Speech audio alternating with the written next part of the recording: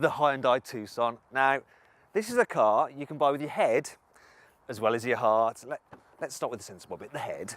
So it has one of the biggest boots in this class. It's absolutely massive, perfect for families. You can remove the parcel shelf, obviously, and on the entry-level car, you can actually fit it under this false floor. However, all but the entry-level cars have a full-size spare wheel, which is actually quite unusual these days. And as a result, you can't alter this boot floor nor fit that parcel shelf there. But what you can do is just wedge it here. It's not ideal because it does affect the fact that, well, you've got something in the way there, and you did before then have a flat low bay. Another thing that's a bit of a problem is you have to walk around to lower the rear seats.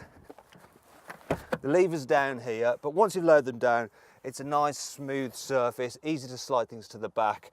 And on the whole, with the seats folded, it's a massive space. In fact, this boot is as expansive as the Arizona desert. See what I did there? Tucson, Arizona. Anyway, some cars, they sacrifice rear passenger space in order to have a big boot, but not this car. So it's absolutely massive back here.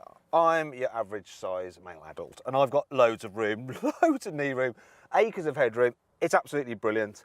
I also like the fact that I can recline these seats quite a way, so you can just, well, you can stretch out like even a limousine. And the footwells, they're nice and large. There's a bit of a hump in the floor, but you can fit 3 people abreast in here. Now, if you want to see us trying to do that, just click up there to watch our separate practicality video. Okay, so that's the head bit dealt with. Let's talk about the heart, shall we? And the car's design, because I think this is a really nice looking thing. Starting off from the rear, it's smart, it's tidy. Down the sides, you've got sharp creases. It does help this car stand out. But the most fascinating and interesting part for me is this grille. It just looks so bold. I mean, imagine if that was an Audi badge instead of a Hyundai one. Yeah, they'd be able to sell loads of these and probably charge an extra 10 grand for them. And if you're a badge snob, you're missing out. It's kind of let down slightly by the interior though. That is definitely not like an Audi. So the design, it's so-so. Then there's the materials. You know, some of them are brittle and cheap. Now, in terms of equipment, it's not bad. If you go for the SE model, it gets things like dual zone climate control and rear parking sensors, but you have to pay extra if you want sat-nav, which you don't have to do with the Kia Sportage. Another thing that's missing is autonomous emergency braking. If you want that, you need the top spec car. You can't get it lower down the range. And really, you know, that feature Hyundai, it's going to be mandatory in a couple of years. In terms of cubby spaces, well, they're okay, they're fair to middling, shall we say, but you can fit a litre bottle in the side door bin. Now, if you want a greater look around this car's interior and to see our full review of the infotainment system, which is, once again, okay, but not the best on the market, then click up there to see our individual review. On the whole, the Tucson is a well thought out car, and there are various features to make your life as stress-free as possible. Input your home address into the sat-nav and it'll make a doorbell sound when you get close. You can't get any optional extras with the car. The only things you can change are the colour of the exterior and interior trim. Rear passengers get a handy coat hook, like on an airplane. The car has a 5-year warranty with unlimited mileage.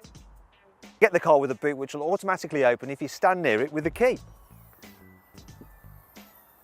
Yeah, so this car didn't have that feature, so we had to improvise.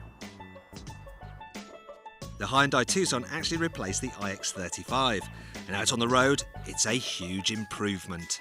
The Hyundai Tucson shares its chassis with the Sportage from sister company Kia, so surprise, surprise, it feels rather similar to drive. Now, the two cars do have slightly different suspension settings, and the one in the Tucson is set up more with comfort in mind. On the whole, it's a really good car to drive. It's nice and comfortable. It's great for long distances. It's probably not quite as comfy over bumps as the Nissan Qashqai, but most people are gonna be perfectly happy with this car.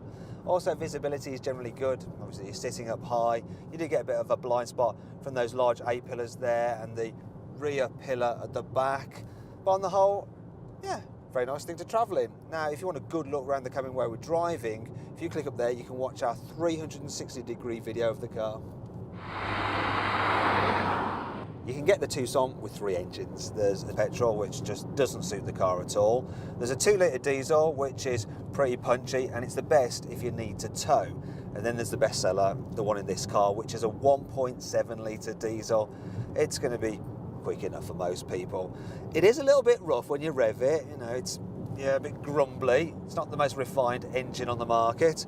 Now Hyundai says it will return around 60 miles per gallon, but I'm only averaging 46 miles per gallon. Hyundai will sell you this car with all-wheel drive, but you've got to think hard. Do you really need it? Because it's going to cost you more money. It reduces the car's economy slightly. It also eats into boot space, the four-wheel drive system.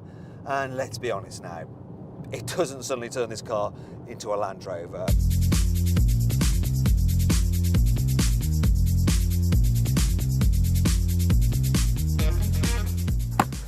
So then, what do I think of the Hyundai Tucson overall? Well, it's a good crossover, which should definitely be on your shortlist. All right, so the 1.7 litre diesel engine is a bit rattly and some of the interior materials feel a bit cheap, but it's a great looking thing and it's very practical. Now, if you want more information on this car and to find out the best deal you can get on a Tucson, click up there to go to carwow.co.uk. Thanks for watching. Click over there for our group test video between the Hyundai Tucson, the Nissan Qashqai and the Kia Sportage. And if you enjoyed this video, please like it, share it and subscribe to our channel. Now, did you know that while us Brits say Hyundai, the correct Korean pronunciation is Hyundai?